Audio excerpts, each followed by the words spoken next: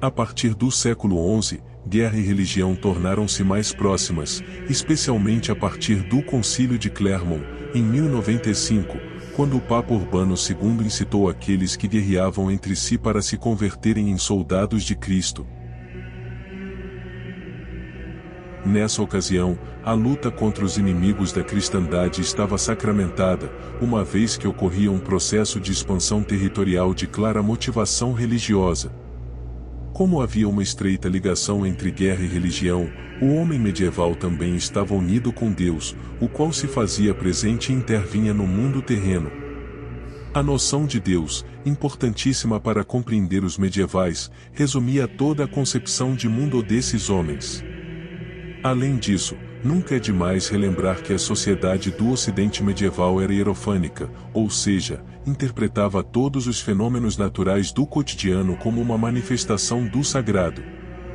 Jaime, o Conquistador, foi o rei de Aragão, Maiorca e Valência, hoje regiões espanholas. Jaime I de Aragão, nasceu em Montpellier, atual França, no dia 2 de fevereiro de 1208. Filho do rei Pedro II de Aragão, e de Maria de Montpellier, e bisneto de Bizâncio. Se tornou soberano da coroa de Aragão com apenas 5 anos de idade, após a morte de seu pai na Batalha de Muret, em 1213. Durante seus 68 anos de vida, reinou 62. Foi ele quem impulsionou a expansão catalã pelo Mediterrâneo. O título de conquistador se deu pelo seu afã de conquistas que realizou durante todo o seu reinado. Depois de uma longa e turbulenta juventude, durante a qual os regentes do jovem monarca, seus tios, o conde Sancho I de Rosellon, e o infante Fernando de Aragão, sucessivamente, tiveram que sufocar as contínuas rebeliões da nobreza aragonesa, Jaime I assumiu a coroa de Aragão em 1225, e logo tentou sem êxito conquistar a província de Peníscola. 2 anos depois, assinou a Paz de Alcalá, conquistando em definitivo a monarquia sobre os nobres de Aragão, o que lhe proporcionou a estabilidade necessária para as campanhas militares dirigidas contra os muçulmanos. Diante dos ataques dos piratas de Maiorca, e os prejuízos comerciais dos mercadores de Barcelona, Tarragona e Tortosa, Jaime I empreendeu, em 1229, a conquista de Maiorca com a vitória na Batalha de Portopí. Um fato curioso sobre essa batalha, foi quando já ante aos muros da capital de Maiorca, os sitiadores cristãos arremetem contra a cidade com suas poderosas catapultas, o que faz com que os muçulmanos entrem em desespero, colocando os prisioneiros cristãos com os braços em cruz sobre as muralhas para evitar as disparadas das poderosas catapultas cristãs. Mesmo com esse feito, não houve nenhuma baixa de prisioneiros perante ao ataque das catapultas. Outro fato interessante foi a história contada pelos próprios sarracenos, que afirmam que o primeiro guerreiro a atacar a cidade foi um cavaleiro vestido de branco, sobre um cavalo também todo branco e que também levava brancas todas as armas, por muitos se acreditava ser São Jorge. Afirmaram que por repetidas vezes houve a presença desse cavaleiro branco em outras batalhas entre cristãos e sarracenos. O fato é que o reinado de Dom Jaime foi seguido por uma série de acontecimentos místicos e paranormais, e Jaime tinha uma estreita ligação com a Ordem dos Templários, sendo apoiado em suas batalhas repetidas vezes. Possivelmente o rei Jaime tinha conhecimento iniciático adquiridos de sua relação com os Templários em suas batalhas e conquistas. Depois de tomar a cidade de Maiorca, se apoderou em poucos meses de quase toda a ilha. Só um pequeno núcleo de resistência muçulmana mantinha-se na Serra de Tramontana e que foram expulsos 3 anos depois. No entanto, Jaime I estabeleceu um protetorado sobre Maiorca, através de um tratado pelo qual os sarracenos aceitaram sua soberania, isso em 1231. Por último, a conquista de Ibiza, centro da alta aristocracia catalã, em 1235.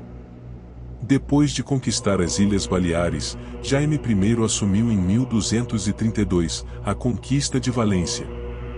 Tanto em Maiorca como em Valência, Jaime I decidiu criar reinos autônomos, porém integrados com a coroa de Aragão. O reinado de Jaime I foi marcado pelo impulso do comércio catalão pelo Mediterrâneo, pela proteção aos judeus, pela organização do Conselho de Cente, e o governo municipal de Barcelona também promoveu a redação do Livro do Conselho do Mar, uma compilação do direito marítimo da época. Em 1221 Jaime I casou-se com Dona Leonor de Castela, filha de Afonso VIII, de Castela e Leonor da Inglaterra. Logo, o rei se divorciou. Dessa união nasceu Afonso, que morreu antes do pai. Em 1235, casou-se com Violante da Hungria, filha de André II da Hungria e de Violante de Courtenay, princesa de Constantinopla. Dessa união nasceram 9 filhos. Já em 1248, começou a dividir seu domínio entre os filhos mais velhos, Pedro e Jaime, gerando disputas que persistiram após a segunda divisão feita em 1262. Teve que fazer frente a uma rebelião de seu primogênito, o infante Pedro, pela divisão da herança que persistiu mesmo depois da segunda divisão. Os últimos anos da vida de Jaime I foram marcados pelo fracasso ao tentar, por 2 vezes, realizar uma cruzada à Terra Santa, entre 1269 e 1274. Após a sua morte, seus reinos foram divididos entre Pedro II de Aragão e Sicília, seu sucessor ao trono, que recebeu Aragão, Catalunha e Valência, e Jaime II, que herdou Maiorca, que compreendia as Ilhas Baleares e os condados de Roussillon e Montpellier. Um fato interessante com a passagem de Jaime II, no seu reinado em Maiorca, foi quando chegaram cartas do rei Filipe da França acusando a ordem dos Templários de apostasia, blasfêmia, heresia e idolatria, entre outros fatos. Essas cartas, enviadas por Filipe, chegaram para turvar a honra e o poder daqueles cavaleiros. Além do que, o rei Filipe exortava ao rei Jaime II que seguisse seu exemplo e fizesse com os Templários de Maiorca, o mesmo que fazia com os da França. Contudo, Jaime II, pouco convencido das razões que lhe expora o rei da França, respondeu por carta a este dizendo que em modo algum procederia à detenção dos cavaleiros templários de seu reino, e que somente tomaria iniciativas nesse sentido, se lhe ordenasse o Papa. O que se sabe é que o rei Jaime II já tinha tomado precauções ante a reviravolta na França contra os templários, nomeando um representante do seu governo junto à ordem residente em seu reino. Os templários não fizeram objeção, pois compreendiam a grave situação que estava ocorrendo na França, o que dava uma certa segurança à sua permanência na ilha de Maiorca.